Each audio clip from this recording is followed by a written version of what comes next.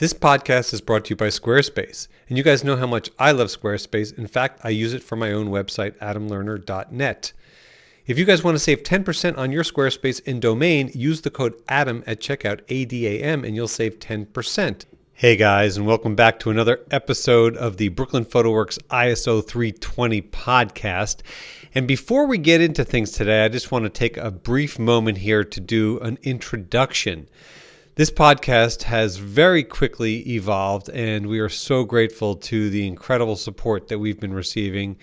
And today we have an incredibly special guest. I'm going to say incredible a lot because that's kind of the gratitude that I'm feeling toward this thing. Despite this time of isolation, having this global community of photographers and friends has been really, truly incredible. And I'm so glad that we get a chance to have this conversation and share it with you guys. So today we have on Albert from Carmencita Lab, which is located in Barcelona, Spain. And Carmencita Lab is an independent film lab that I actually have been following for years. They seem to post absolutely beautiful work. So a lot of the photography that is shared, or a lot of the photographers' work that they're sharing on their Instagram feed definitely speaks to my aesthetic. I guess I've even kind of branched off from there and even found some of the photographers and followed them as well because the work is just so incredibly compelling. And what it really made me realize is that these photographers in Europe that are choosing to use Carmencita Lab for their processing and scanning obviously are choosing these guys because they are partnering with a company or a collective of like-minded people that are helping them to realize the best possible work that they can achieve. Meaning that it's one thing to take your photos and process them, and it's another thing to take your photos and have them processed with such incredible care and then scanned with such incredible care. And scanning is it's an artwork. It really, truly is. And this podcast is really, I would say it's somewhat of a masterclass in film, in developing film, in scanning film, and the whole kind of embodiment of the love of film shooting, and everything that is associated with that. And granted, some of you guys that are listening, you might not be film enthusiasts, and I can't even say for sure that you'll listen to this and run out and, buy a roll of film and chuck it in your film camera. But I can say that even if you are not a film enthusiast, this podcast is so incredibly interesting. Albert literally just shares virtually anything and everything you want to know, down to the formulas, and there's really no secrets here. However, the level of experience, the amount of experience and the passion that he and the folks at Carmencita Lab bring to the realm of film processing and film scanning is on such a high level. Yet he's not one of those people that's aloof in that so much of what they do is they're also educators. They're so happy to share. They want to encourage people to get out and shoot and process film. So they give away their secrets. But I can tell you this, as a professional photographer, and a lot of my professional photographer friends that are shooting film, when I have a roll of film that I know that is a client work or something that I'm really like I want to be careful with, I am going to send it to a lab. And there's a handful of labs in the U.S., indie labs that I love, that I send my work to. I didn't even realize it or think about it, but the folks at Carmencita, they have this whole setup with FedEx where literally, you just go to their site, they make it easier for you, and the turnaround is incredibly quick. So you will find out about that as well. So if you're not following Carmencita Lab already, I suggest that you do. And I also really hope that you sit back and enjoy this podcast. It's a long one. We definitely go on for a while, but it's riveting. And I think that, even though we went on for maybe an hour and 40 minutes or so, we probably could have stayed on for 3 or 4 hours. So it's really nice when the conversation is so free-flowing that there's just nuggets of information flying out, and that everybody is really having a good time, and I think you guys will too. So that's it for now. Let's jump in and give a listen.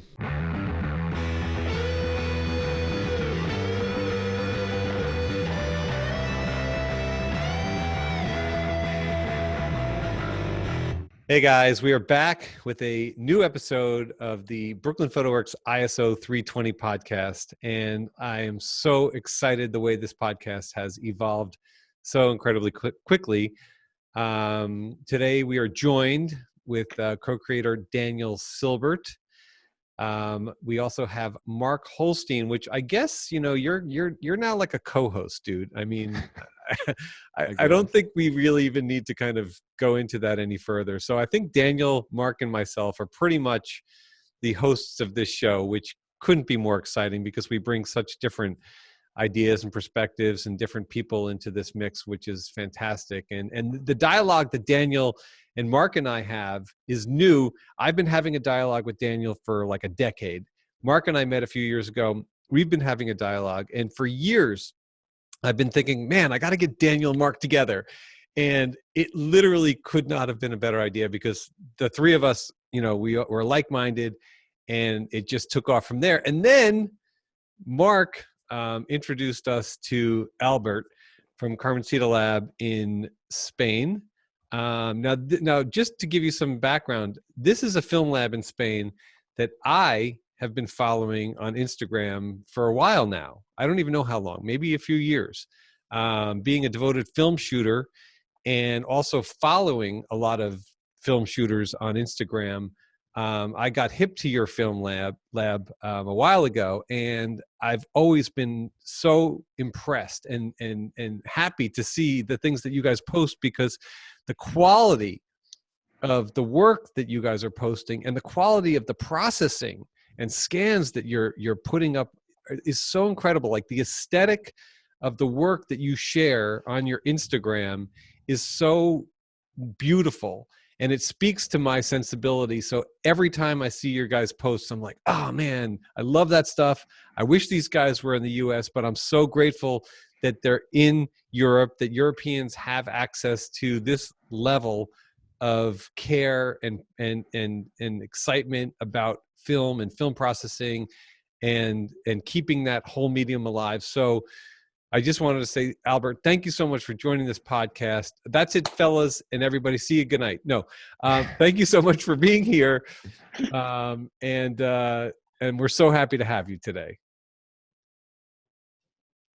Yeah. So tell me how things are going, man. Like, how's it going? Are you guys busy, and what's going on? Oh, yeah, sorry. Yeah, I think there is a bit of a delay. Excuse me. So No thank you so problem. much. Again, it's a pleasure for me to be invited through Mark and to meet you guys. And yeah, it's going a bit strange right now, to be honest, with all this situation we have with coronavirus. But the response of the photographers in Europe has been incredible, and we try to still give a service because we can actually go to work, me and my partner, and it's been challenging. I have to tell you, we went from a team of 12 to a team of two, Oh my and God. yeah, it's a bit wild, but luckily we really know how to do everything. That's we started the company, and it's been amazing to see how much the photos mean to the people, especially now when they are in lockdown. They cannot do much things. They try to get creative at home, and it means a ton for them to either receive new film that we can ship to them, or the photos to them. So it's such a, like, it's the kind of these moments when you realize, okay, this makes sense. I don't know if I can curse You can in this curse, man. podcast. It's a Okay. podcast, and there's no No there's no filter regulations. on here, so don't hold back. Say whatever's on your mind. Okay, so this shit is worth it, like Yes. it's more than usual, because one thing is to do it with your images, and I love shooting. Like, I'm in love with the fact of shooting, like the whole process of it. And but when you work for other people, at some point, it becomes a bit, especially by mail, but we are getting so much feedback that is incredible. So, and now this, which is amazing, I'm invited in a podcast, so Of like, course. what else? So Well, So I, go ahead, Mark. yeah, so I was just going to touch down because I've known you as a lab for quite a long time, but I really don't know too much about the history of Carmencita. So I don't know, all maybe right. you could touch a bit how you guys got started. Oh wow, Okay, you so went right for it, man. I mean, I right to thought the you were gonna bone, man. build it up, maybe take him out on a date, buy him some dinner, and like, boom, you're right in bed. Okay, we can go Buy there. me some porter for 800, man, and then I'm all yours. So yeah, basically, so I started. I come from engineering, and then I got the chance. I moved to photography, and I got the chance to work with Jonathan Callis in Utah. He's the owner of the Find Lab, and Oh, the one that started the Film Is Not Dead workshop and Okay, movement and all this. right. So, and I worked there and I was blown away. Like this was 2012, 2011, and the quality of the work that I could see from the US labs was insane. I was like, this is a joke, it's impossible. I've never seen this. yeah. Yeah, really. Like in Europe, it was basically like some old guy in a dusty, dark, like lab, and he's like, "Oh yeah, you want to scan? Yes, €8. Okay, you go there." It was like you get a CD, and it's like, what do I do with the CD? Like I cannot do. And the US kind of took the whole concept like a step further, and it was a great inspiration and synergy we created. And when I went back, I met my partner Miguel, and he was a film photographer, also inspired by the US photographers and the quality of the work. So he knew about mini labs and scanners and stuff. So he said, okay, like I think I can do something about it. And since I came from the US, we met through a Facebook group which was called the Lonely Frontier. It's for lonely people who have frontiers and they have Okay. issues operating them. So yeah, we just got in touch, and I came down to Valencia. I said, dude, I have no money, but I love this, so I can come down and help you.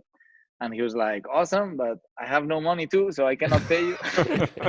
So I was like, okay, then I come for a week, like you give me a roof, give me food, and I help you out to see how things can go from here. And it went really well. It was really amazing. So the goal was to bring this amazing, and to be honest, I don't know, Mark, about like what was your situation in 2013 or 2012, but like Europe was dry with like Yeah. film photography wise.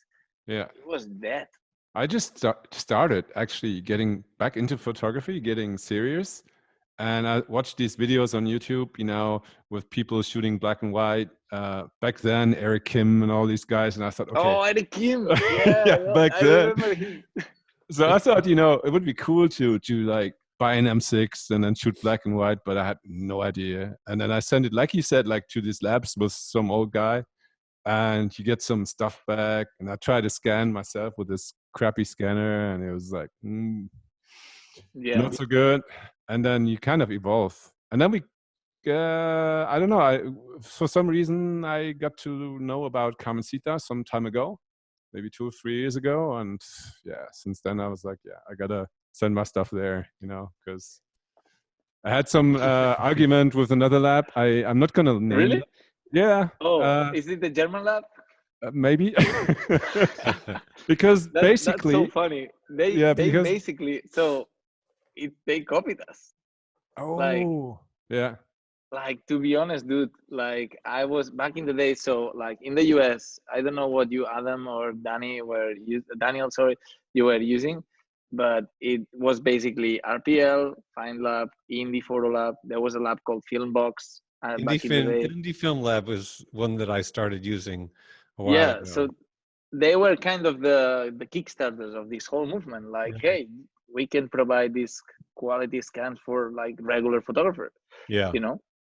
It was a And big difference because the kind of shit that you would get from like your local lab, like you were saying, old guys in the business for 30, 40 years, total garbage, The stuff I was getting, the scans were so dirty. and They out of were, focus and Yeah. just garbage. it kind of turned me off because I started with digital, and then I started, about 6 years ago, started getting back and doing some film. But the scans I was getting were just terrible. It turned me off. Let's just say this. I'm yeah, so excited about shooting film again because I started with film many years ago, and then I did it again like the 2000 teens and whatever early 2000s.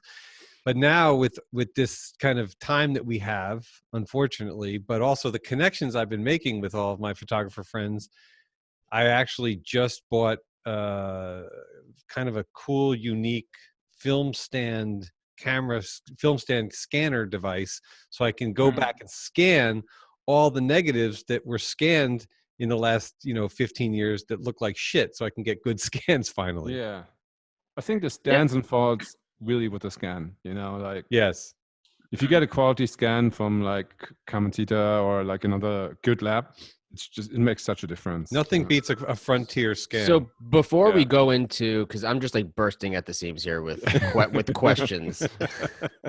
Wait a second. I'm going for it. All right, jump right in. I'm going for it. All right. So to everyone at home who wants to be the old guy in the basement doing it themselves, right? We'll talk, since we touched upon frontier and scanners. What at-home scanner would you recommend to the average person that wants to get good quality scans? Not drum scans and not quality that you put out, but processing and scanning to get great scans. So, in my opinion, I have to tell you, I started working for Epson at some point, and I worked a lot with the Epson scanners. And the flatbeds? Yeah, like V500, V6. It's just the same name in the US. Yeah, I actually just got the 850 yesterday. Oh, that's a great piece. Because I haven't used it yet. Because I've only been using the Nikon Coolscan 5000. Okay. But it's only 35 millimeter. Yes, and especially that one is kind of the standard for large format. For many people that shoot large format at home, it's kind of one of the standards. In a way, I was really impressed with the scans in black and white, especially with flat belts, because they provide really, like, the resolution is high. I mean, the sharpness is not that high, but if you consider the price point of the scanner and the workflow and everything, is a great tool for black and white. Actually, the funny thing is, we were born to encourage people to shoot more film, and the first workshop we did was to people to show how they can develop film at their home. So it's kind of shooting yourself in the foot. Right. Like you're a lab teaching people how to develop their own film. But that's how much we tried to save film back then and back now, of course. Color wise, there is a huge gap, I think, with the flat belts, like the regular scans.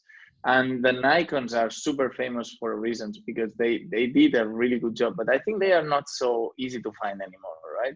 They're not that easy. You can find some of them. You can find some 9000s, some 5000s. There's a guy, I got mine off eBay from this kid in Chicago. Then I sent it off to get a little touch up. So there's a guy in Maryland who just works on Nikons, Nikon Coolscans. So you can find them. They're decently at 800, 900, 1,000, 1,200 around there.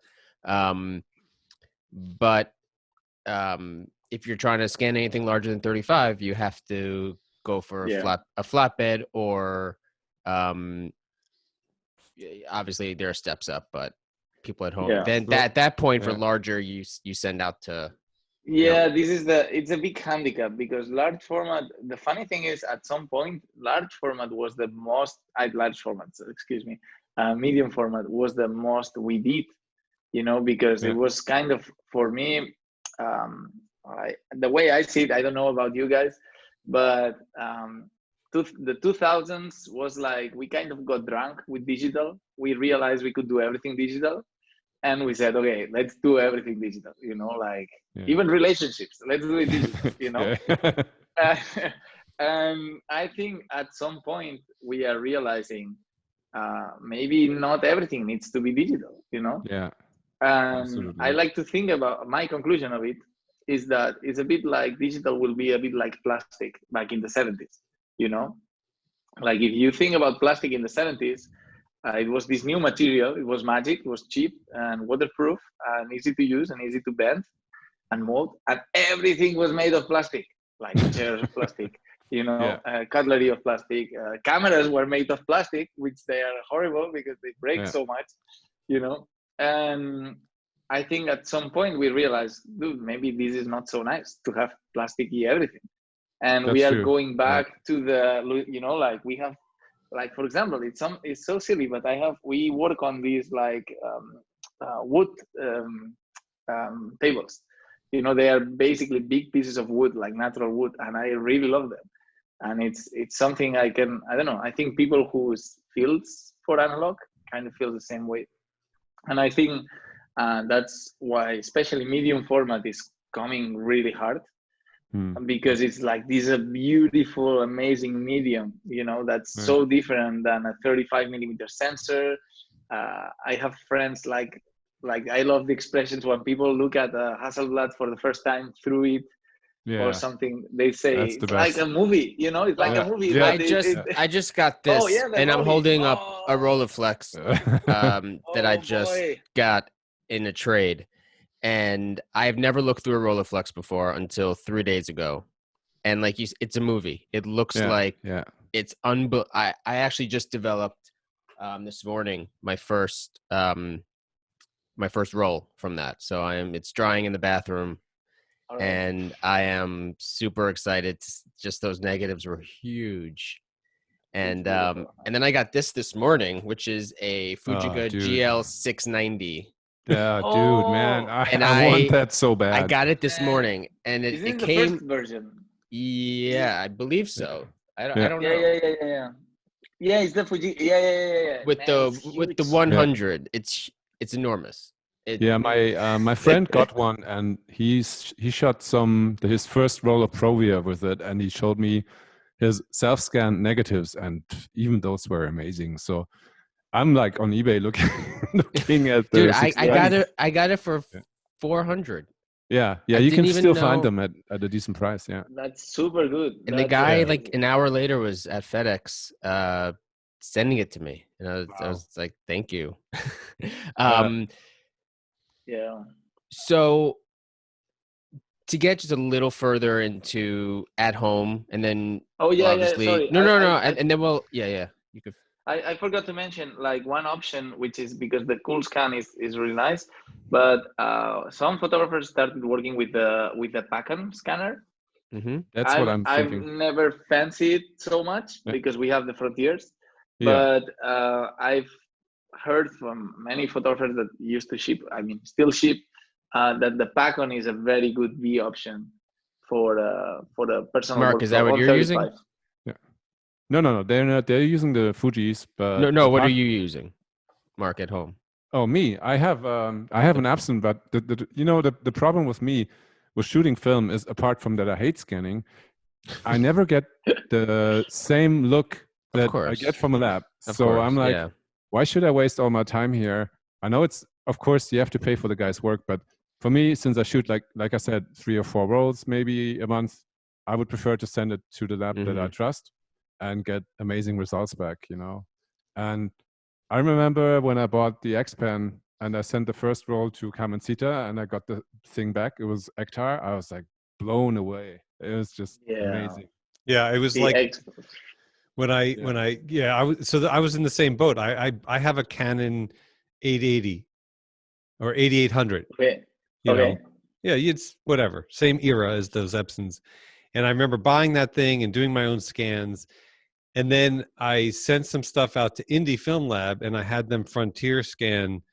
And I was like, oh my God. Yeah. Like the detail was just incredible. The saturation that I honestly, I never used the 880 again, 8800, sorry. Yeah. But like I was saying before, I just bought like this camera stand that's made to mount an M body Leica. Okay. It's like a little enlarger stand, and it has a film holder. Okay. So you can put either 35 millimeter or medium format, and you can literally photograph the Yeah. positive, and then you invert it as a negative in software, Yeah. whatever. And I'm kind of excited about that because it's got a really, really high quality 50 millimeter macro lens that has flat elements so that there's no distortion. I don't know. I'm kind of interested to see if I'm going to get something good or if it's still never going to be close to what you guys are doing with the frontier scanning. So have you guys seen this video from, I think it's, is it Matt Day? I think maybe Matt Day. Yeah, Matt when Day. he's That shooting he did like a job, comparison.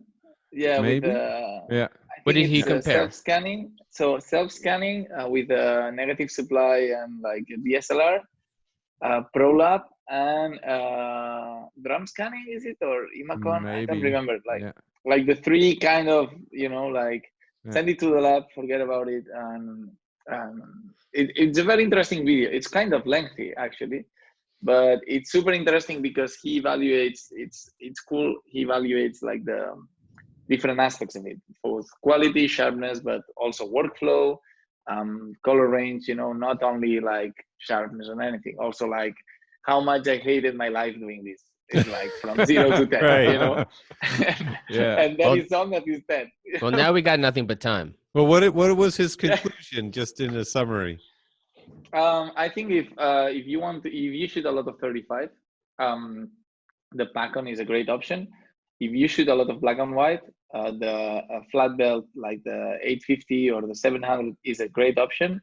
Only you will have to be very meticulous with the dust because it kind of It becomes attracts pain dust like crazy. Yeah. until they develop a magic software that eliminates the dust without with the button. And for medium format, to be honest, I think that the flat belts kind of can save the day, but I've never seen anything that medium format can deliver. I have to be honest, I haven't played with the self-scanning, like what you mentioned, like all these. So I don't know how far can they go.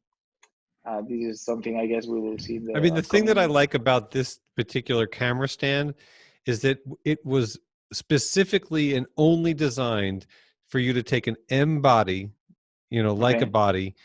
You literally attach it to the top. It's a little stand. You can adjust the height of the stand. It comes with a loop so you can focus by doing that. All right. And it's got a film holder that sits on the bottom of the scan, and then you just sit the whole thing on a light box. So you can get focus 100% perfect, and it's optimally designed to work, with whatever you're shooting. So like, I'm excited to see what like an M9, what the color would look like from that. Whereas if I'm doing black and white, an M9M, doing the monochrome sensor. So I don't know. I mean, it could be fun. It could be gimmicky. It could be a waste of time. I mean, I figured at the worst case, if I don't like it, Daniel will buy the system from me. Yeah. Maybe. I think the very good point is that Leica sensors, from what I've heard from many other photographers, is that they are kind of the one that resembles better to film color palettes than Canon sensors or Nikon sensors. Especially, I guess, the M9.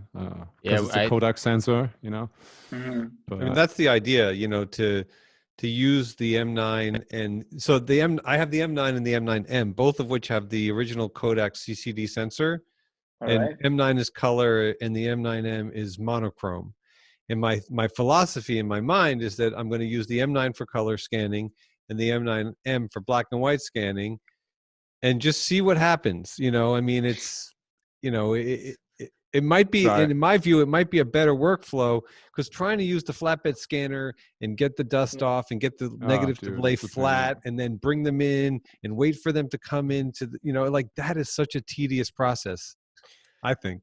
That's why I really prefer sending it out, like on my. I would prefer you to send it out also. Yes, of course. I want to ask Albert, is there like maybe a two-pointed question? Where do you get, like, most clients, are they from Europe or worldwide? And what's the most popular film that's being used? Many questions. Wow. I got many more. So basically, okay, my problem is I talk a lot, like, Oh, good. We want you yes. to talk a lot. You're a special So, okay. guest. Yeah. So just any point, just make me like this, like carried off, and then I will No. shut Keep up. going. But so we get most of our film from Europe, especially from Central Europe, like Germany. Actually, Belgium and Netherlands have a huge photographic culture. Yeah. For the size of the country, the amount of work they produce is like wow. Yeah. France a lot, and the UK, but basically all over. Actually, I have if you want later, I can look for a list and I can tell you how many roles we get from each country a year, more or less. It's kind of interesting. So still the biggest one is Spain, like in a ratio of a country. But if you group Europe together, is like, I don't know, like 15 to 85%. Yeah. And then we get film from Australia, from Hong Kong sometimes, from the US, Canada, Brazil sometimes, like Russia. So it's really kind of a bit all over. It's really interesting. And film types, it used to be a ton of 400H, especially for professional photographers who work with, Wedding, I don't know, like, I guess.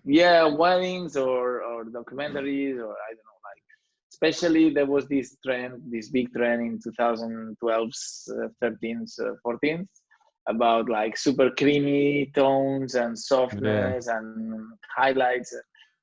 So 400H is like the film hungry film for this, the light hungry film for this. Sorry, film hungry film. And now we see it's Portra.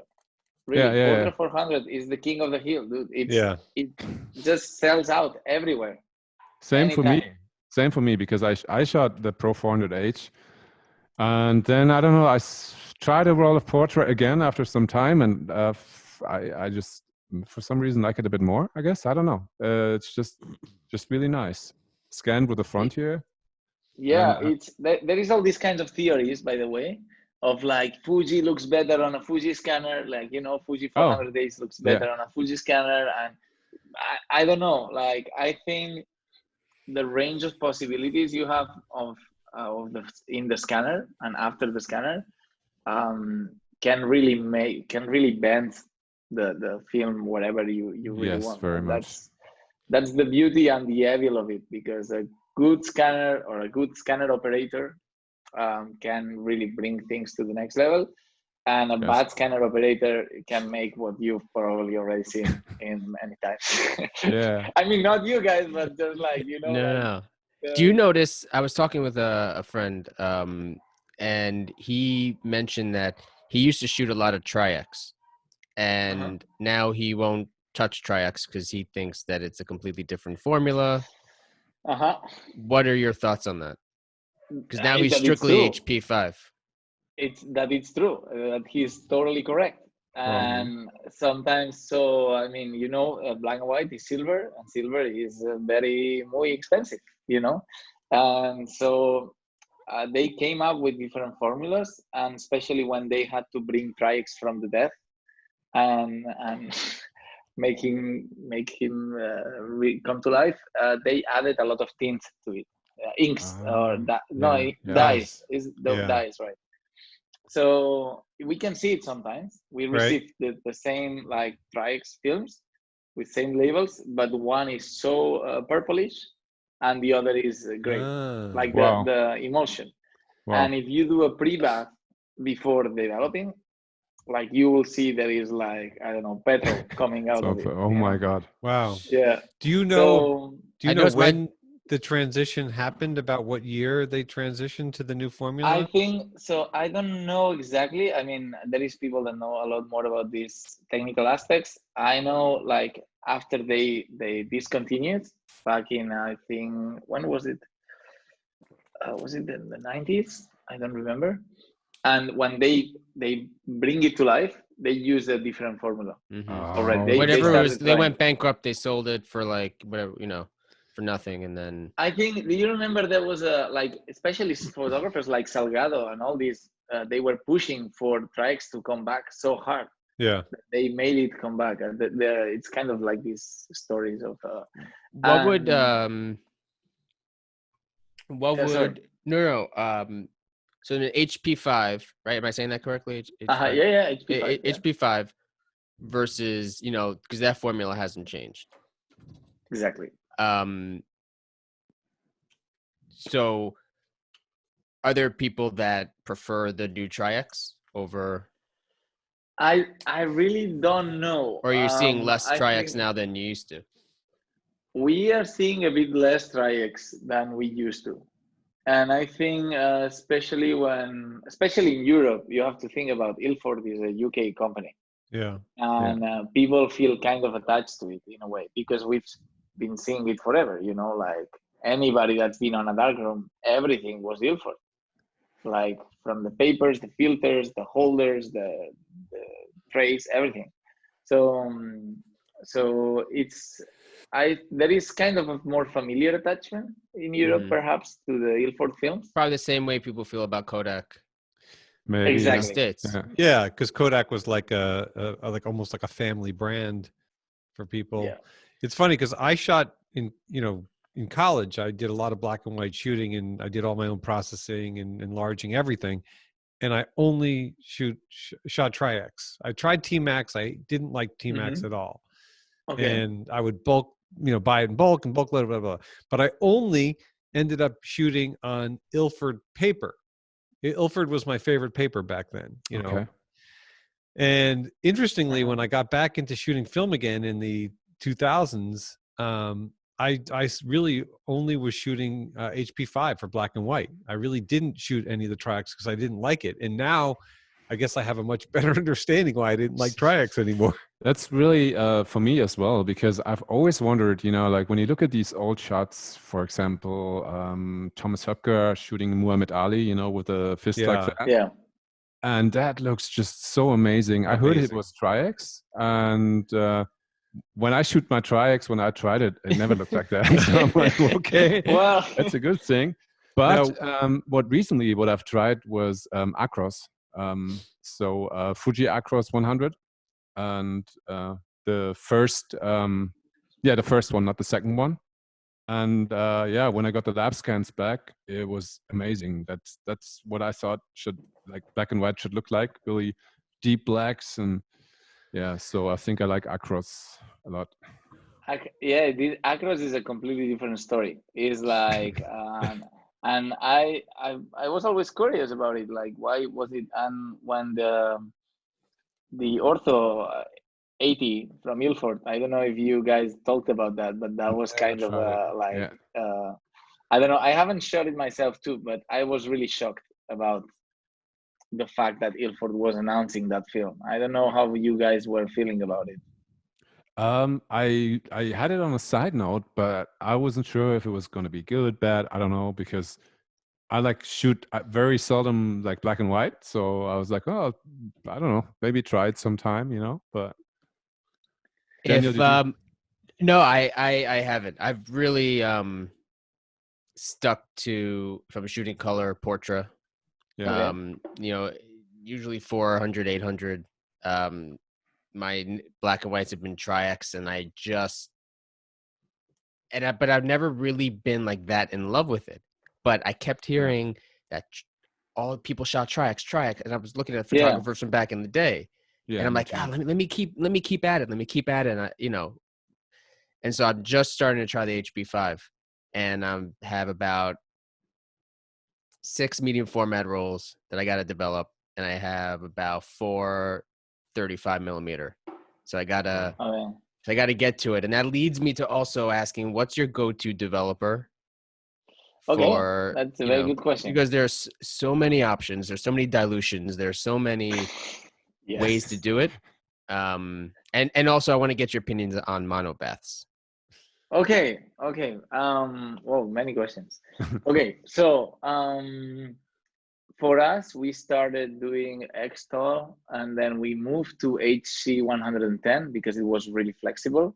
And I always, when people ask me like, what developers should I take to develop at home, I was always HC 110 because it allows you to play joyfully through many dilutions. Which It is dilution do very you suggest? What's your we go-to? usually go to the B, or I think it was the V. It's like 1 plus 31. Was like that? Okay. Was it that? Yeah, I think There's a 1 to 31. So it'll be there is one part HC 110 to 31 yeah, parts yeah, yeah, water. yeah, yeah, Yep.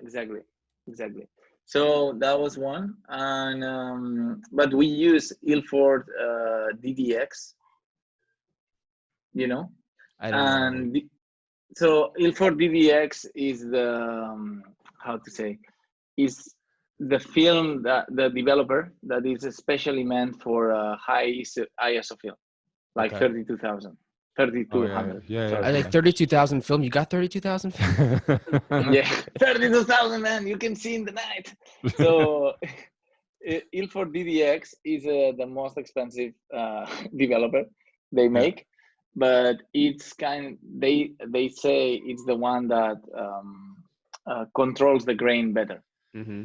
So like it's super interesting. If you guys have never seen this, like to see a microscopic photo of the film emulsion, Wow, no, haven't that's seen that. it's so funny because it looks like such it's like a small rocks, of silver on top of the gelatin. Oh yeah, And yeah, then, Wow. yeah. I mean, do you know like what I mean? Yeah. And then if when you imagine that's the grain, that's what you are burning Mm-hmm. and you're developing. So this one, like we found out that DDX was the one that was more versatile. And I have to say, as a logistics, it comes with liquid. I love everything that comes in liquid and not Yeah, powder me that I too. have to Yep. mix. I have a Like if D7. I I have a Much better. D76 powder sitting in my basement. I use HC 110, but someone was telling me D76 1-to-1. So I got the powder then, but I'm sitting there looking at the powder this morning, and I'm like, No thanks. I gotta, like they're like gotta cooking mix it and up. it's like like a stew and it's like no, Pain in the no ass. thank you. Yeah. Yeah. So this was, even if it was a bit more expensive, we choose that because it gives us this benefit, especially with high ISO film, and also pushing. It's the developer that Ilford advice for pushing, and it's really really versatile. I have to say we develop everything at 24 degrees. Celsius. And Celsius. Sorry. Just so people listening, Not they're not Fahrenheit. they're not not having an freezing. ice cube. Don't They're put like, it in the "Why?" freezer. Yeah. It's a nice bath. Because we started developing with the like Patterson tanks, and like doing this like feng shui, like Zen kind of thing, and but at some point we were developing with the Patterson tank of 8 spirals, which is like 2.2 liters, which is like, I don't know, like 27 gallons of ounces of something. And then it was so heavy and so uncomfortable that we say we need to find a solution for this. So we moved to Jobos, and then from Jobos we moved to ATLs, the automatic Jobos machines. Have you seen them? I haven't seen them. So what are those? it was like the state of the art of Jobos back in the day. It was amazing. Like I love that machine, dude. It does everything. It's like amazing. It takes the chemistry from it has a pump, so, and it has a hole. So you stuck the tank from the top is open, and you stuck it on a like on the Spool? On a on the spool? it's Yeah. like a kind of a no. It's I don't know how to say it. Cylinder. It's a machine. Okay. In the machine. I don't know. Like Guess the word. yes, I can say it in Spanish. Spindle. I don't know. No, and well, anyway, you attach it to the machine, and then from there it feeds chemistry and it removes the water at the same time. And it keeps all the chemistry at the same level, at the same temperature. It does it automatically, and it feeds the chemistry and with the times that you choose and everything. Dude, it is amazing. Wow. Like, so you load it in and then you go take a coffee. I mean, we don't take a coffee. We just go develop color while we are developing the black and white. You could take coffee. Everyone needs coffee. Yeah. Yes. And that it's most optimal it's designed to develop at 24 or 38 for color. So it was Okay. designed for both. So we end up the machines end up developing a 24 with DDX, and we kind of fine tune the times to what we see. So we have the official time sheet, and then our Well, if time you can sheet. send me your timesheet, that would be great. All right. Because in the States I'll- now, a big trend, at least that I'm seeing, is monobaths actually for Yes. black and white, and then a 2-bath system for color. Which is this from the Cinestill guys? yeah, I haven't. Yeah, I got it today. I haven't tried it. I'm curious more than anything else. But for the monobath, I've been using a couple times now. And how do you like it? You know, I like it. I think that the biggest problem with the monobaths, because you reuse the developer, and you can use it up to 16 rolls. They say 16 plus, and then you add 15 seconds for each roll that you've developed. Okay. So depending on the temperature, the only thing that changes is the temperature, and then then your time changes, and your agitation changes, and the type of agitation. But it's a little harder to control. With HC110 at a certain dilution, you're going to get the same results over and over and over again. All right. And with monobaths, the ease is so, I mean, it's beyond easy. There's nothing to it. You get it to the right temperature, and even if it's a little off with black and white, it's not the end of the world. But the first batch I agitated for 3 minutes. I was at 80 degrees Fahrenheit, which is like maybe I don't know, something 25. Celsius. I don't know. Yeah, something like that. And the grain looked like, I mean, I showed it to Adam and Mark. The grain was so prominent. It was good. Really big. You know, yeah, it was big and thick and not Tri-X like at all. It looked like 3200. It was big and thick. Yeah. Okay. And so so the next time I just agitated 30 seconds and then 10 seconds every, minute. And it was much smoother. So I'm sort of kind of like anything else, you have to learn how to do it. But for someone that's just getting into developing or wants something super easy, and then maybe in post you add a little more black, so you do it that way. Yeah. It's remarkable that it's a one. That it looks like a miracle, actually, a little bit. I had the same feeling with the Tetanal kit for E6. That we used to use the Fuji one that is like 6 baths, and Tetanal comes with this that is super easy. It's a low mix, and it's 4 baths, and it's super comfortable, and it's amazing. And I think it's a great option. I have not tried it myself because it's not so easy to get in Europe. For this, when it comes to chemistry and all this, it's a bit more complicated to ship overseas. But I know the Fine Lab, they were trying it. They were doing some tests. I was there last year, visiting them, and they were trying it to see how it comes out. But at this point, for us, especially with the ATLs, it's kind of easy. The setup is like that, and I would love to try. Like if you can send me some samples, like I would love to see it. Yeah, I'll show you. I mean, I just did the 120 that for my Rolly today. Cool. And there are negatives on. I'm not seasoned enough to look at a negative and say, oh man, that's a good negative.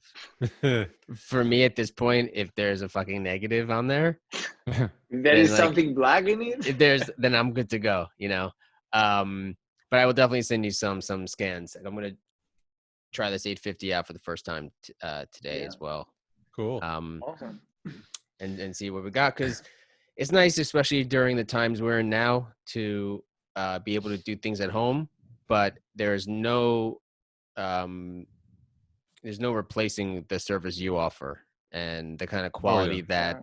And when I start implementing film for my wedding work, I am for sure going to be sending. I'll look at the cost for me sending it to you, but I definitely want to send it to you. You're going to make a backup before you send it. Because right now it's like I'm finding inspiration around my yard and my kids, and if I fuck it up, I fuck it up. It's on you. Yeah, it's on me. But yeah, I'm super. The work you do is so fantastic. Yeah, I have to agree with that. I mean, the fact that we're experimenting with, scanning at home and processing at home, it's really more just, kind of like for mental health purposes, to have activities that are productive and exciting. I mean, right now, I can tell you, like, without even talking to Daniel, like, all he can think about beside trying to learn everything he can from you is the minute he's going to be able to scan those photos, which is something to look forward to, which is rare, to have this to look forward to. But Yeah. I 1000% agree that for me, if I'm shooting professionally, if I'm shooting my film professionally, I'm definitely sending it to you, because That's again, awesome, man. Thank you. of course, and you guys are the experts, and you guys are so passionate about what you do, that level is so, and you've got so much experience that I would never in a million years be able to assume that I could even, try to come close to it. But I'm still going to have fun trying. Thank you, man. I really appreciate it. And I think it's a key part of it. And I really encourage, we have a lot of young kids coming to the store. Like we have a front store. It's not, we are in the middle of nowhere with a big, it's just, we are lucky to be in a corner of the city, and young kids come and it's like, yeah, I'm trying this and I'm trying to experiment. I'm going to put some lemon juice. I'm like, okay, but tell me, don't give me something with lemon juice. And I'm like I encourage them, and we even sell some chemistry for black and white. That's because cool. I think that's where you fall in love with it. And what I love is that everybody has, doesn't matter who you talk to, everybody has their way of doing it. Oh yeah, and their way is the way. And if you don't, way. and if you don't do it, you're a joke. Yeah. That's funny. And I don't find it off-putting. I just soak up whatever they're saying, and then I think about it, and then I'm like, well, I really love that guy's work, and he said this, but I also love that guy's work, and he said that. Yeah. And it's different developers. One uses vinegar as a stop bath, vinegar and water. Good old vinegar, yeah, I know. And then like soap, like dish soap. As basically the photo flow or something. I don't, Yeah. You can do that, yeah.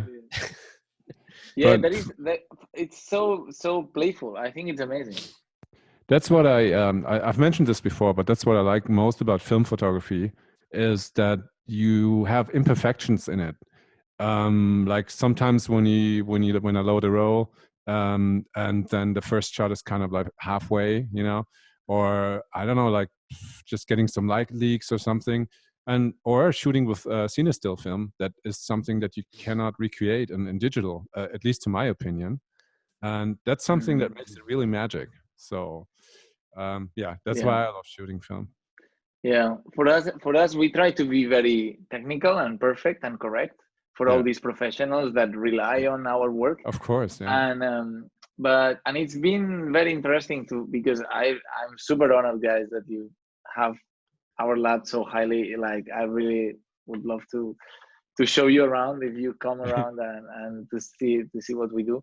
And in a way, we started trying to give these high quality scans, and then things started moving, and like we opened because we wanted to keep film alive, basically. Yeah. We opened our film shop with the lowest prices we could sell, like before not breaking even with the film, because we wanted the people to get the film, not the to make money out of it. And especially like this kind of process, it was all motivated to tell them, hey, this is what we can do. It doesn't have to look bad, it doesn't have to look dusty, it doesn't have to look with the no shadows. And but now it's kind of, there is a new wave of kids and young people trying to do different stuff, and it's the challenge for us is to find where are we in the marketplace, or who is gonna be the people shipping to us, because you cannot please to everyone. It's impossible. Of course not. Like no. Then you are pleasing no one. So we are trying to find the formula to still have this quality and to kind of be a reference on that way. And even though if we might lose some people who is like wants the raw files, or like the raw files, I'm talking like the raw finish of the film scan, like this completely flat, and it's a nice look. Sometimes I pop up with people popping up in Instagram, and they put the borders and the names and everything. I'm like, oh, this is cool, you know, it's a cool aesthetic, and it's awesome. I cannot do it, but I appreciate it. So, but you guys can do, you can scan with the borders, I think, because last time I with my X-Pen, somebody had to rescan it again, and then they scanned the border with it. So, or you guys, one of your scanners, they scanned the border with it, and it looked really cool. The border, we have two kinds of borders. So there is these guys in Sweden that modify some masks for the Frontier, and that the Frontier community just love them, because they, with 3D printing, they enlarge the mask so you can see the full edge. Oh, that's cool. This is one of my files, and I have two more huge files, and I sit here with the plastic on my, for the Nikon 5000. I'm filing away the edges, and I'm like, you know, blowing the dust out everywhere and trying to be able to get the borders in. It's just a fucking nightmare. Exactly.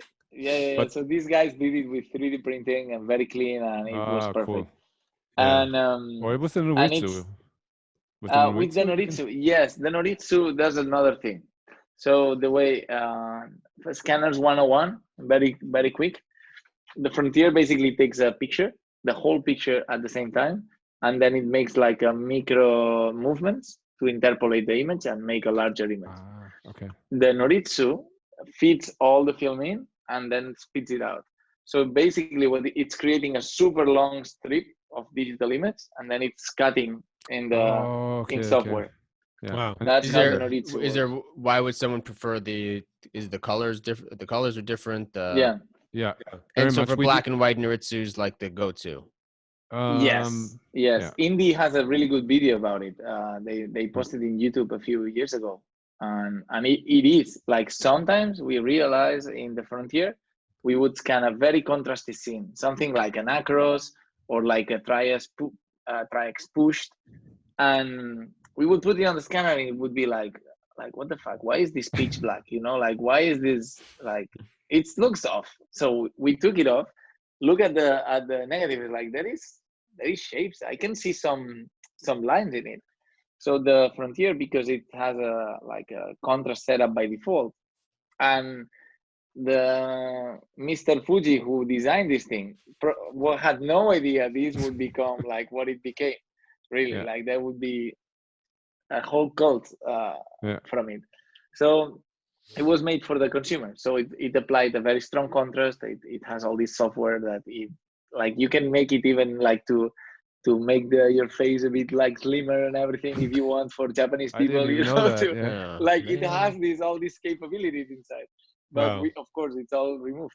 But especially with black and white. And the funny thing is, if you scan the same negative on the Frontier on a positive, and then you invert it in Photoshop, you get all the information that you were missing if you scan it on black and white directly. Wow, I didn't know that. I don't know why. Wait. So you suggest when scanning black and white to set the scanner to color?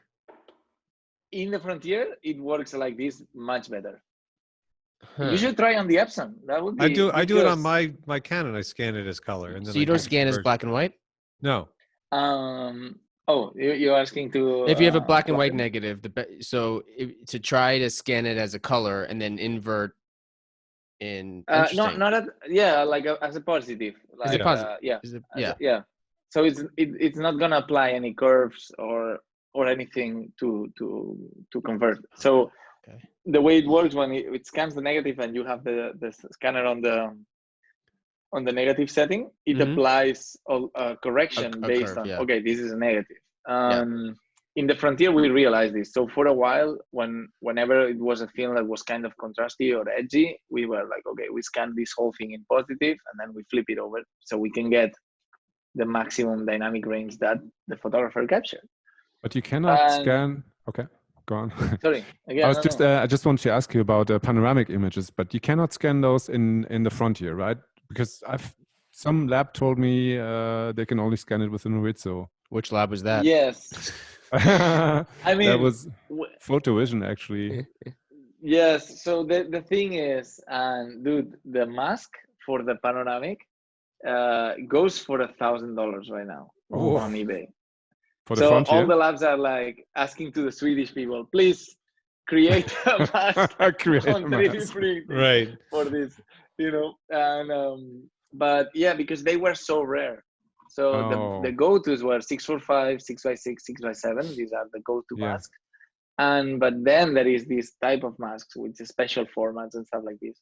Even there is a mask that looks ridiculous. If I can find it, I will send it to you. It's like this panoramic, but like fake panorama. You know, these compact cameras that have the fake panorama. I know. Yeah. So even there is a mask for that. Wow. Imagine, like there is a tiny hole like this. And yeah. But anyway, this is why so very few people have this mask for Frontier. Okay. And that's why most of people don't do it. At the very beginning, before we had the Noritsu, with Expand was not so popular as it is now, I have to say.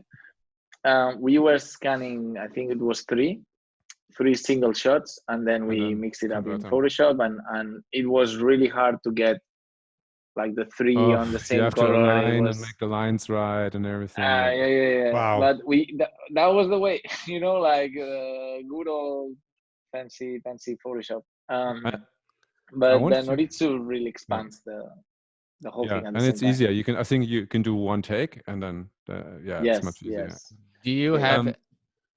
Just one small question. Do you scan other formats? Because I still have my father's Minox camera, and it's got I put a small Neopan black and white film in it. And can I send you that, or? I got a request 2 days ago about a guy with Minox films that they were mounted on a slide film with glass or something. So it has to be.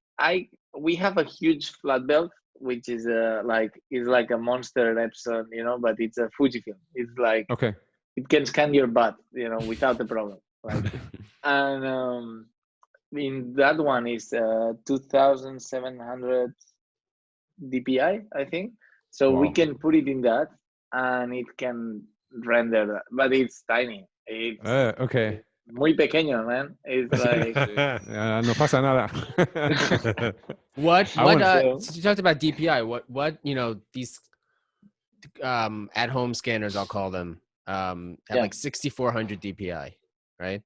64, Does it make sense to scan at 6,400? I've heard not. So there's been like there was some guy that did exhaustive testing about this, because there is one DPI, which is the limit of the lens that the scanner has, the resolution that can output, and then because the scanner moves by rails, so the sensor they can make it move as low as like a micro inch, and that's how they achieve these like insane DPI. But I think there is some limit in the lens. I think that's a bit crazy, like 6,000 something. It's like more than a Hasselblad, like an Imacon or something, It is really. And then these different programs like ViewScan, Silverfast are the way to control these scanners.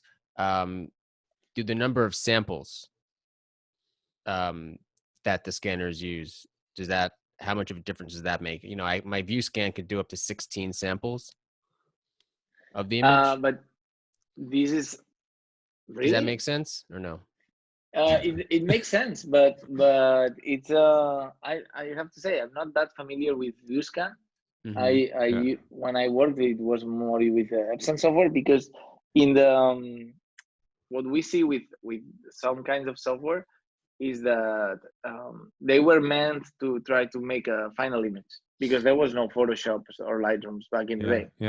So I did some testing, and I came to the conclusion that it was better to just output a raw file from like the most raw, not raw in the film format, but in the file format, but like untouched scan from the scanner, and then work on it afterwards in Photoshop or Lightroom.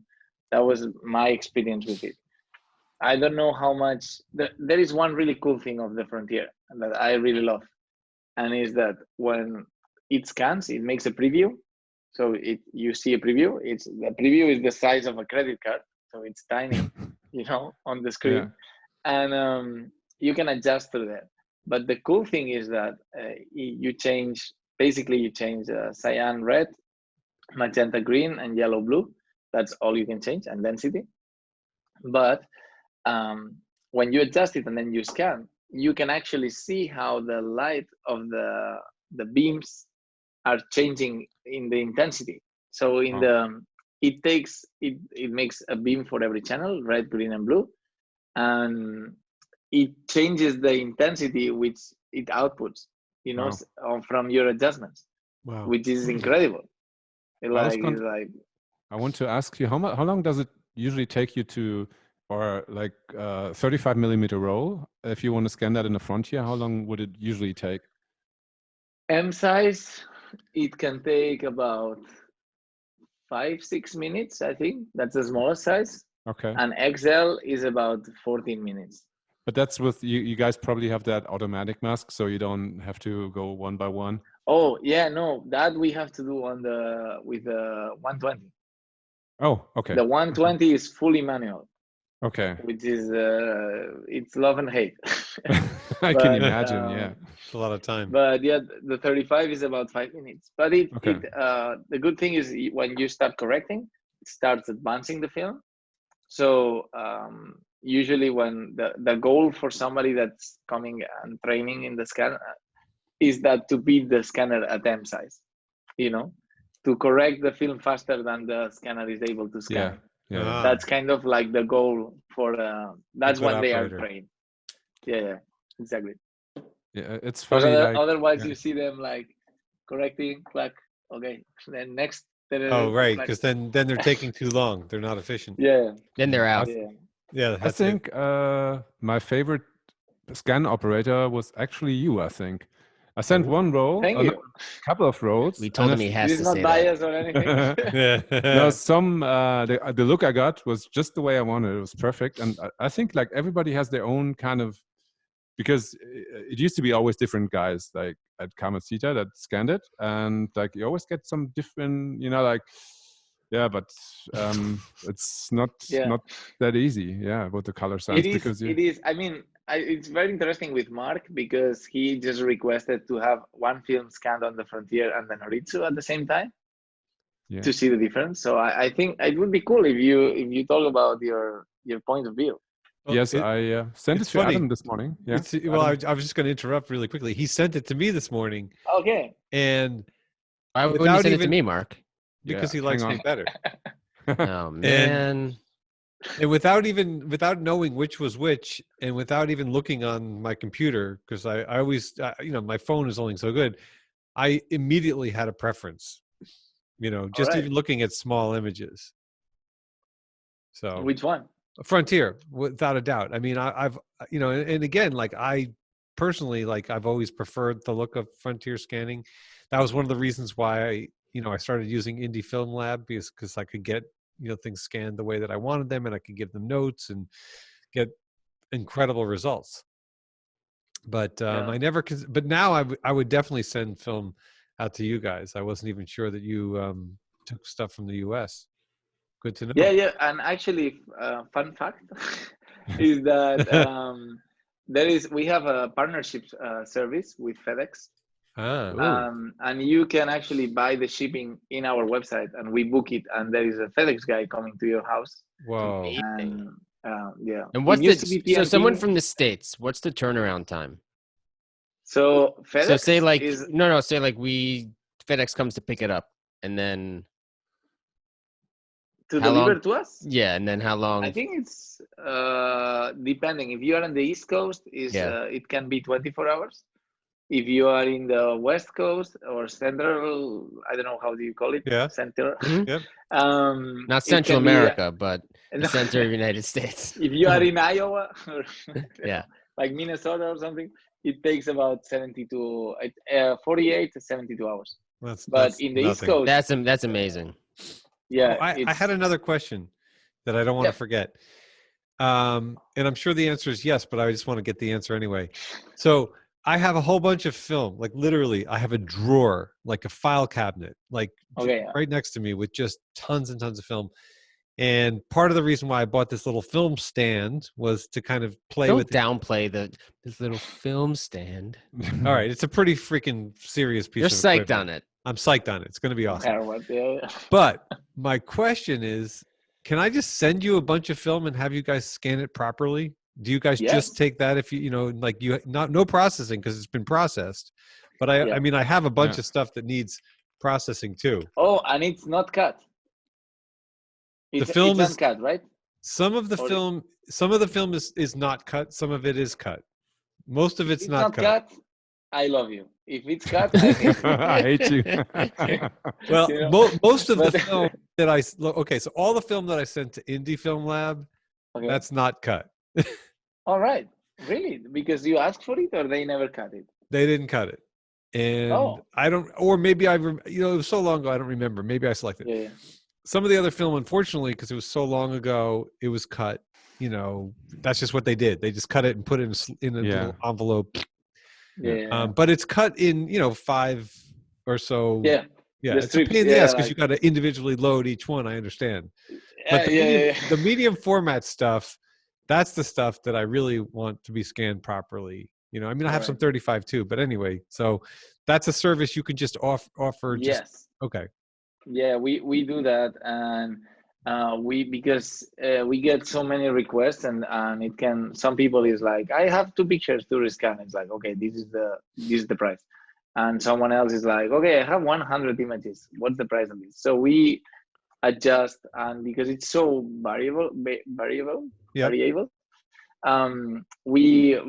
try to work on a budget for each person, and also to say like, I have this film, it's this cut, and it's this, and sometimes it's, I mean, it's always a bit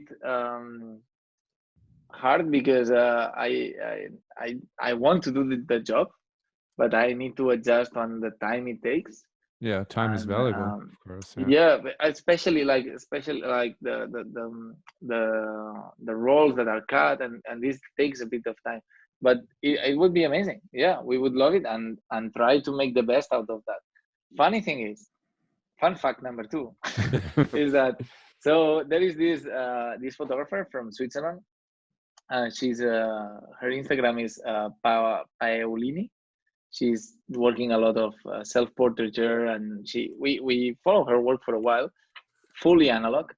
And a guy that was working with us at the scanner was like, hey, I love this account, it's amazing, but I don't know where she scans because it looks a bit off, like it's a bit funky and very, like it's like this lo-fi.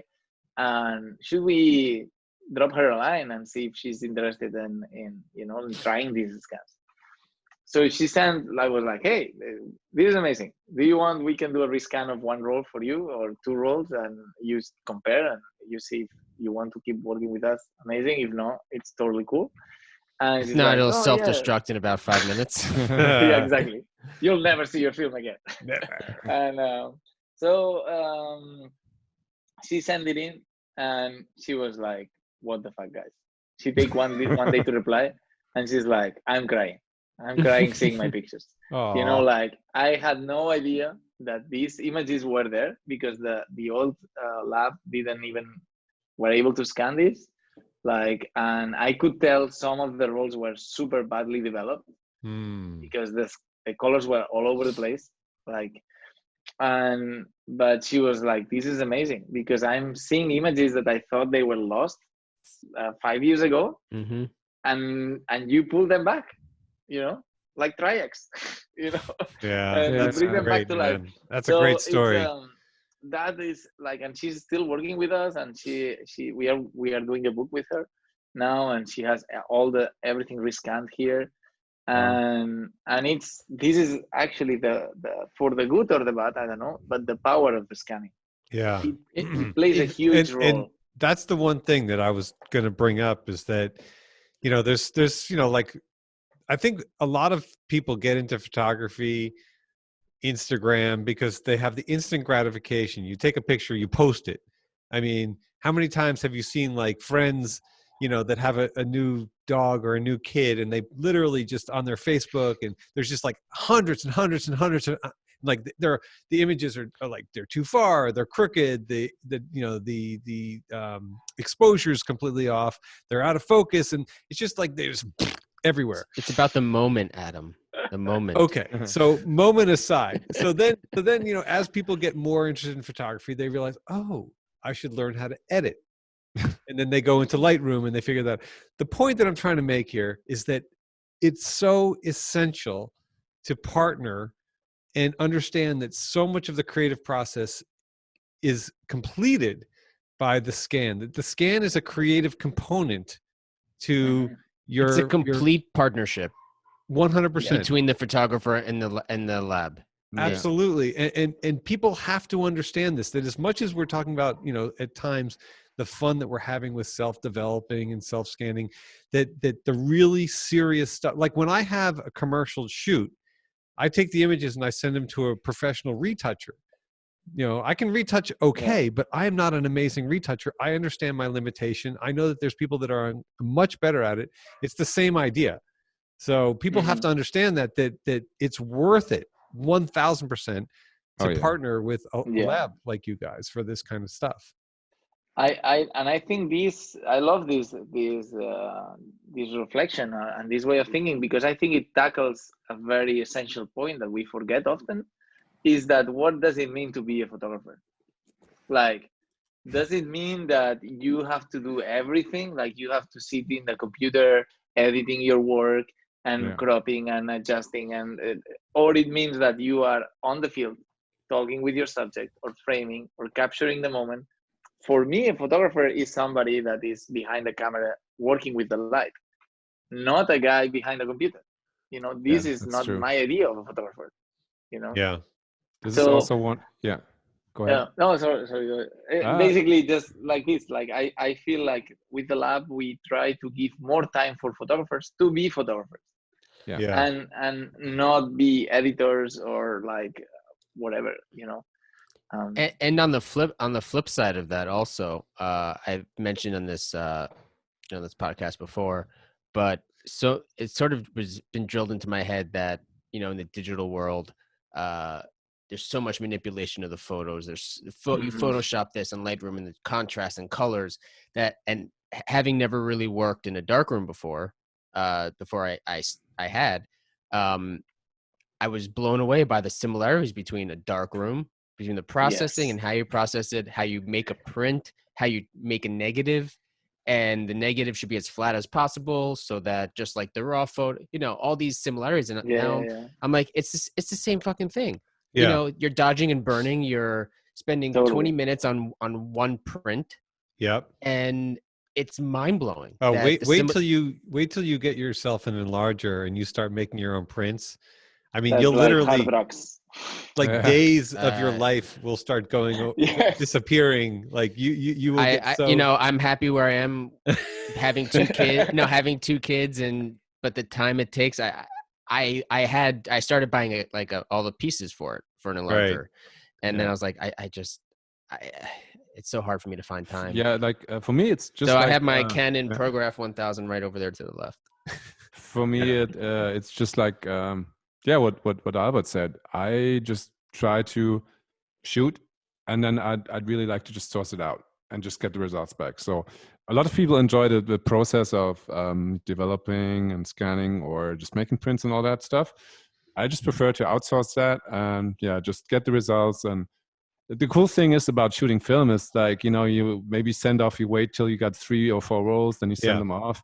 And then you get them back, and you're like, "Oh, there's snow on this picture. That was in winter." Oh, it's always a surprise. You forget about some stuff, and one of these rolls here is from like 2013 that I and I finally only recently finished. And I recently finished that roll. Well, I forgot about it. It was. I have like 20 film cameras. Like it's stupid, and I moved and whatever. It doesn't, it's not important. But I just was going through them a while ago and I was like, oh shit, there's still some film in here. It was only like maybe 5 frames left, but I never took it out, So that's exciting. So Wow. that back, and it was a motorcycle builder. I actually shot him in Brooklyn at his shop. Because back in those days, when I was shooting a lot of film, I was like Daniel, I would go, or even Mark, I would go to a shoot, I'd have like 1 or 2 digital cameras, and I would always have at least Uh-huh. 1 or maybe 2 film cameras. And I shot a lot of Fuji Roids back then. All right. Yeah, I mean, I wish I could get Fuji film, like the the Yeah. 100-pack films. I know, man. I burned the last pack I had Oh. this weekend. Like a friend of mine from Sweden, she gave me a bunch of it and some even Polaroid packs, Yeah, like the blue ones. I have Oh, so But that's much. awesome, they were completely. Oh, excuse me. Yeah. Yeah, Maybe there was a fire. no. I hope not. That's kind of burned. I am so new to Zoom that I can't even figure out how to send a photo over Zoom into the message. I sent you as a like in You the know, chat. the- I sent you the link to the scans. If you, I know don't those are. I mean, I just looked at them for a second. Those are incredible, and I think the takeaway is that, if you want to do, if you potentially make really good scans at home, totally Yeah. possible. But if you want it done right, or to see like the photographer Albert was talking about, why everyone glorifies film, then Yeah. you send it to someone like Albert or not someone, you send it to him. Yes. You send it to me, please. You send it to no him. one else. And and I mean, you'll be blown away. I mean, I can't wait to be blown away. Yeah, I mean, I have rolls of film that were processed in New York at those dip and dunk places, like the Yeah. Yeah. 1 hour, Mm-hmm. and CVS, right? no. I went to some of the, to actual labs, the ones that, in Midtown that used to be there. There used to be a lot. Now there's a few. Again, those are, I have so much film that needs to be scanned. Okay. And Yeah, dude, let me know and we'll figure it out. And But if you're I ever would love selling to. a scanner, Albert, let us know. That will be a very big package. That's actually like that's actually they are getting few and few of them. I They're know. like it's Mark getting found one. complicated, even for parts and everything. Mark Yeah. got Okay. one. No, he found Really? one online, I think. Oh, there's there is some- Fuji. There's a There's Naritsu one. online. No, there's one for sale here. I think in Germany, a Fuji, but the guy wants, I think, 4,000 for it. So He can ask Yeah. anything he wants. Doesn't mean he's going to get it. yeah, It's that's been true. up there since 2000. Right.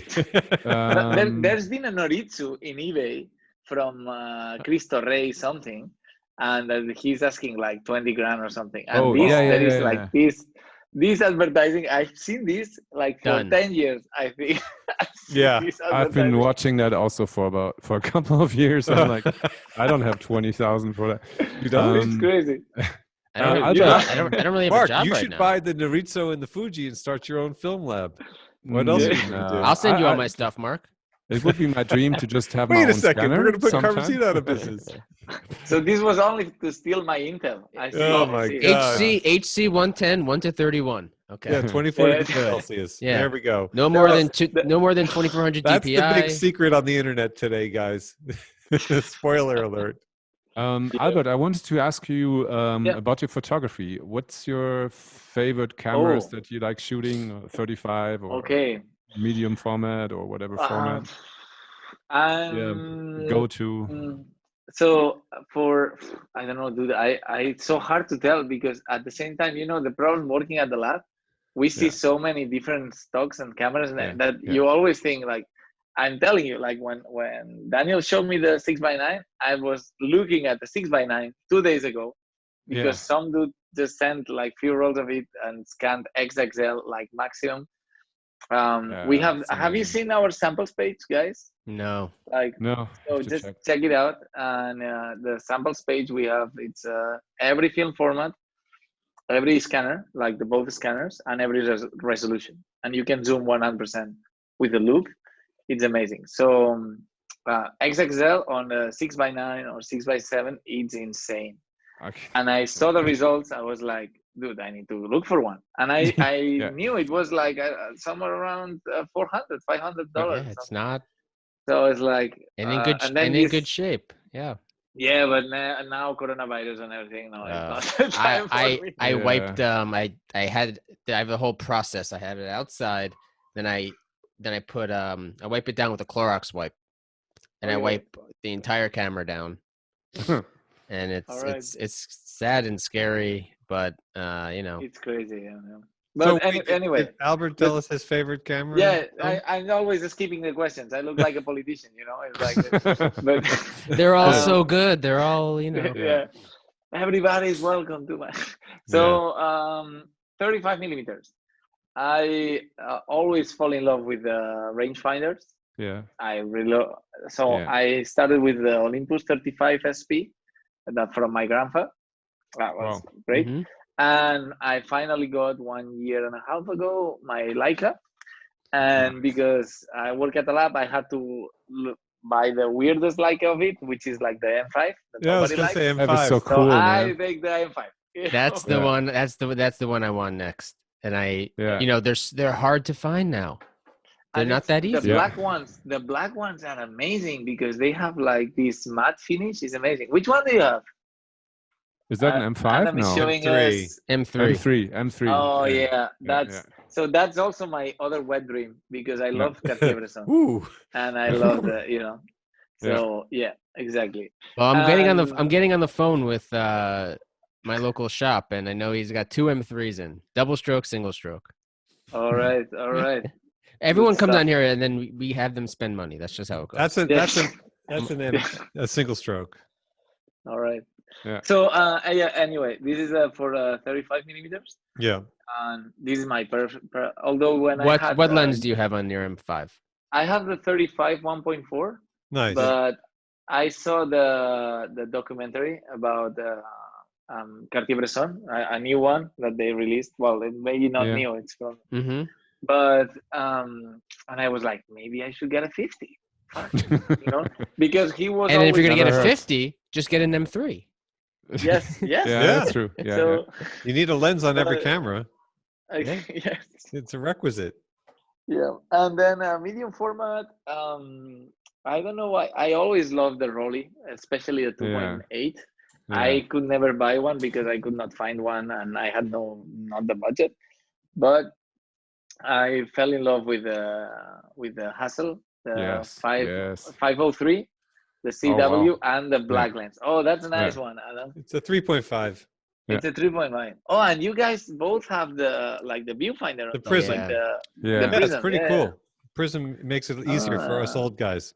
So I have to say, Albert, that's a great choice of cameras because Thank you, my man. favorite is also the 435. It's also Leica, Yeah. and I have the Hasselblad 500 cm that I just bought, and it was like 20 years. It was like in some guy's basement, and I had it restored, and now it works perfectly.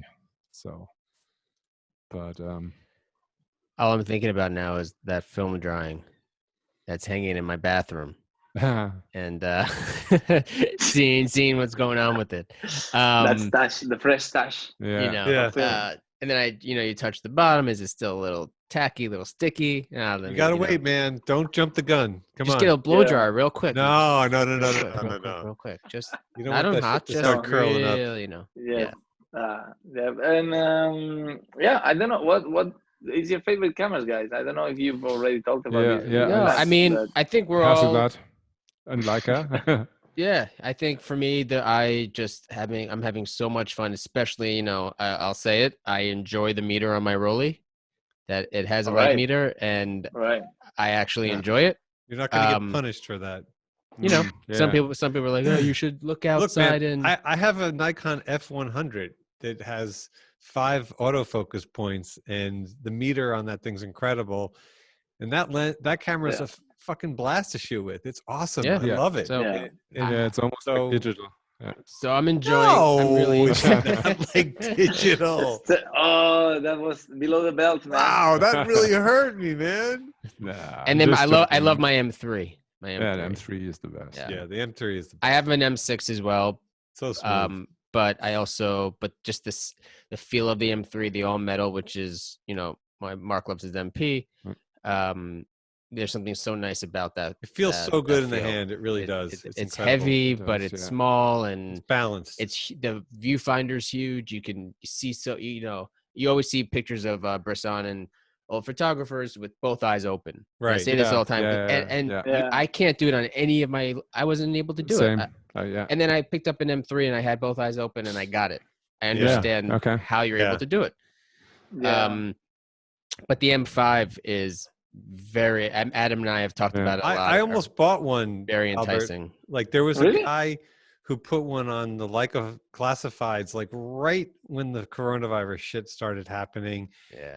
It wasn't a pretty one, but it was CLA'd and All right. had the battery modification for the meter. Oh, okay. And he only wanted, I think, like $800. And I thought about it and I was like, I should just do it. And then he sold it. And I was like, well, Yeah. it's okay.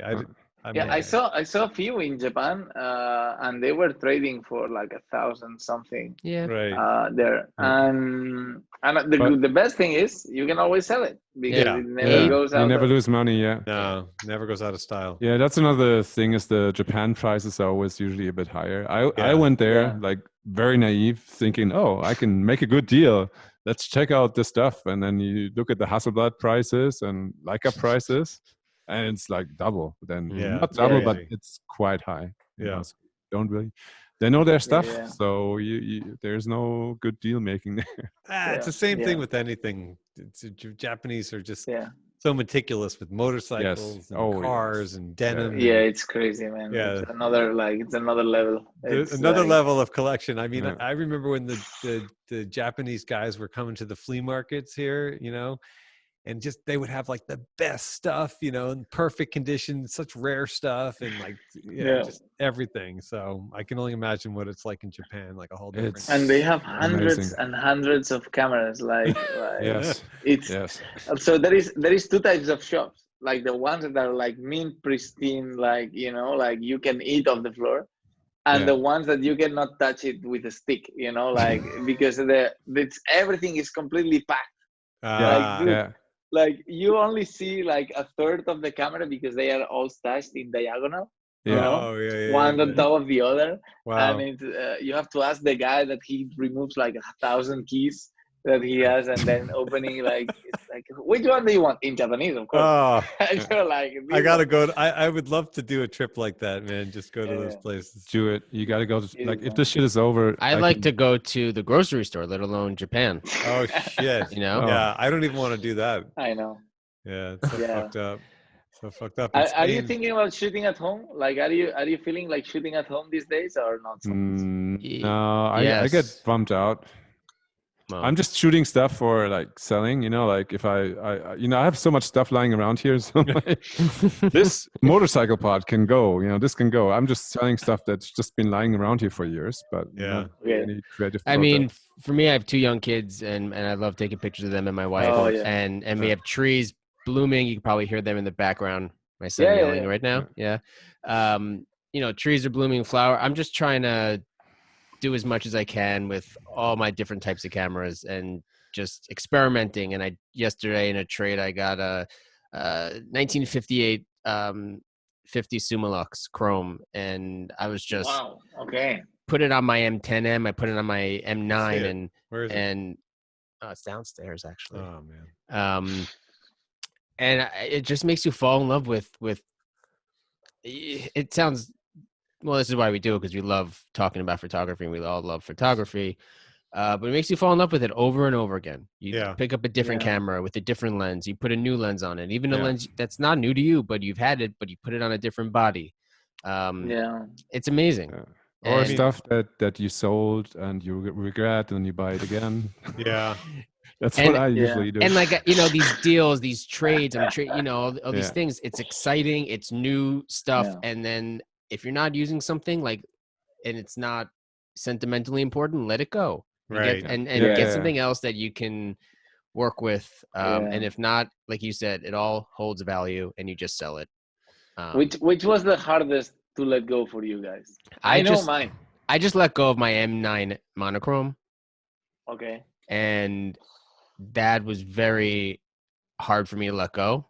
I was lucky enough to get the new M10M, and I I was telling Adam, I feel so, I felt so guilty having it sit in the bag, and not using it. And so the guy I actually bought it from, who told me about D76 and dish soap and olive, Okay. all that stuff, his crapped out on him, so he wanted his, if he could buy his back. Like I told him, about the M10M, so I sold it back to him. Actually, I traded it for this Rolly. Oh, So that's where I got the Rolly from. I thought, I get more use out of the Rolly and Something different. Commit to yeah. So it was hard for me to let go because it's an unbelievable black and white camera. Yeah, I could not get rid of my M9M. I'm just so in love with that camera. I mean, interestingly, since I got my M9 and my M9M, I haven't even touched my M10. I used it like on a couple of commercial shoots because I needed the versatility. But yeah, I'm so in love with that look. That Kodak sensor to me is just incredible. Not that I don't love the look of the M10M. I just, I'm very happy with what I have right now. So I haven't really sold a lot of camera gear that I was in love with. I've never sold any of my film cameras, so I don't really. That's a good Well, you said you have 20 something at some point. Yeah. I mean, but look, none of them are really valuable. I mean, yeah, the Rolly has some value. The M3 has some value. I mean, I don't have like some incredible collection. I just have a lot. Okay. And then, yeah. So, and I use them to some degree. Yeah, whatever. For me, I guess I had a bunch of stuff that I sold that I kind of regret. The first thing was the Hasselblad 500 CM. Oh shit! I sold one of those. Yeah, I regret that. Okay. I sold it, and I remember the minute I kind of shipped it, I'm like, no, I shouldn't have done that because it's so much fun shooting with it. And then I got it again. What I was telling you, the one that I had is a CLA, and I had a Contact 645. Oh, you had a Contact 645. Yeah. Okay. I had one, and I dragged it all over Japan, and it was cool and all. But then I thought, okay, I don't really need it that much, and then I needed to free some money, and I sold it. But I kind of wish I hadn't, So now I'm kind of like, it would be nice to have it again. The glass is amazing. That 80. But I have more enjoyment. It might sound strange. For me, when I shoot film, I like shooting like with manual focus. And I think it makes total sense. So I like manual focus, everything manual. So I just enjoy these kind of cameras like the Hasselblad or like a rangefinder. That's the kind of thing I really like. Dude, the shit that you're getting with that X-Pan is so incredible. I've lusted after that camera. I've just been looking long. at it for a while. They're so expensive. I mean, the first, even the first. I just didn't know much about X-Pans, and I looked at the price and I was like, I've wanted, but look, it's such a huge amount of money, relatively speaking, considering like what I really need for my job. But seeing you shooting that and getting those results is really incredibly inspiring. So I was like I told at the beginning, I when I got the first scans back from Albert, I was like, Jesus, man, that's. See, Albert, this whole conversation circles back because of me. So I think we're gonna wrap this conversation up. All right. I think that this was probably I don't know. I think all of us are smiling, huge smiles on our faces. We probably could sit here for 5 hours talking. So we hope. Yeah, Albert, just text me your number. We'll continue. Yeah, be careful, Albert, because he will. Okay. Like at 3 a.m. in the morning, I was like, oh. Albert, I can't sleep, man. He's like, what temperature should this fixer be? It's not fucking working. Yeah, I'm using hair gel as a stopper. Is that okay? Yeah. So yeah, Albert, we would love to have you back again. Thank you so much. It would be lovely, man. Time flew by. It was like, I don't know, like incredible. 1 hour and something. Yeah, it's almost crazy. 1:45. We will. I think all three of us will definitely be in touch with you separately, even anyway, because we're probably all going to be starting to send you guys stuff. I'm going to put a link to your, to the lab, and so people can go visit the lab, Carmencita Lab. Follow Albert and the lab, Carmencita Lab, on Instagram for sure. I'll put that in there as well. At the very least, guys, follow the Instagram page. then take it one step further, shoot some film, send it to these guys. Yes. You will be so happy that you did. I want to also thank Mark for being on the podcast again, of course, who is now part of the trio, I guess, and Daniel, of course, co-creator, co-founder, because Daniel and I talked about creating this podcast a few months ago, and then obviously with all this downtime that we didn't ask for, this is the perfect platform. So I'm so incredibly happy to have such an incredible community of like-minded people, and Albert, to share all of this information. It really speaks to who you are and to what you guys are doing. So, Thanks. you know, it just gives us a much greater understanding of what the Carmencita Lab's all about. It's one thing when you follow Instagram, like I told you in the beginning, I got this vibe from following you guys that's been so special. And now speaking to you and understanding the philosophy that you and your lab have, it just makes it even that much better. So Thanks. I have to say thanks. Like first to Mark to drag me here, and to you guys for accepting this crazy idea of from Mark. course. And that it's for me, it's a joy really to be able to share all this, because there is no secret. Like, we came here because we wanted to spread film photography and make it more available and people know about it. Now the community has exploded. Dude, I could never imagine this was gonna be happening, like that.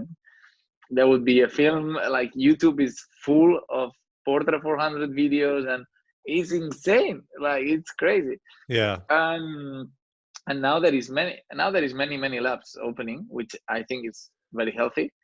And even now, if you guys follow us on Instagram, we try to make some videos since we don't have so much work to confine on. And this Friday we're gonna talk about the Frontier. So Frontier and Nice, Noritsu, nice. we're gonna do an Instagram live. Oh, So awesome. yeah, we'll show you how it works and what do we see and what can we do. I gotta. So, Is it gonna be on after the Instagram live? Can I? yeah. Okay. It should be. Okay, I'll cool. talk with the community manager, but Well, make sure to should be. record it and then also put it on. So Yeah, people on can IG watch stories, like on the live, no, the IGTV. Yeah. Yes, The yes. thing. Yeah. Yes. Yeah. All right. So, Well, that's All right. Thank you so much. We really appreciate thank you so coming on. much, guys. Like, I hope to see you soon. Stay healthy, please. Don't get You sick too. in Spain Definitely. when things are getting mad. I know. And yeah, but it will be over soon, and we will be able to go out and shoot and create. I think what's going to happen from this is I think like I'm going to have to, maybe Daniel and I do like a Europe tour. You know, Yes, we go to Germany, we get Mark, and then we come and see you, and like we Yes. just kind of like visit all the people that we've been really kind of connecting and, you know, growing this global community with, and really kind of have some time together in person. I think that's something we can Yes. try to look forward to as That well. Even sounds if you amazing. guys want to record something, we can record a podcast here. It's we have plenty of space, and we can do something here. Well, Totally fine. I'll be too busy with developing. So As tasting every developer, like, Yeah, this is right. it's not the fixture's no good. This one's a little dry. yeah. All right, guys. So yeah. look, for you guys who have listened this far to the end of this podcast, thank you so much for listening and supporting our podcast. Please make sure to subscribe to the podcast. You guys can listen to this podcast on Google Play, iHeartRadio, Spotify, iTunes, pretty much anywhere where podcasts are to be played. You can also just listen at brooklynphotoworks.com. There's links. You can listen on YouTube if you're listening on YouTube. Please follow all of us on Instagram, subscribe to my YouTube. And yeah, that's it. So thanks for watching. Thanks for listening. Have a great day, and we'll see you soon.